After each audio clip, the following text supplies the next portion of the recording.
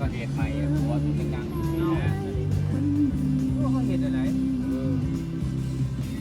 ไม่มีหรอกถ้ามันเป็นมันหักก่อนเอามาตัวเก่าอีกเลยโอ้สบายเนาะว่างได้ไปปูนั่นจะปูอะไรบอกกันนี่ไม่ได้ยาจังจัง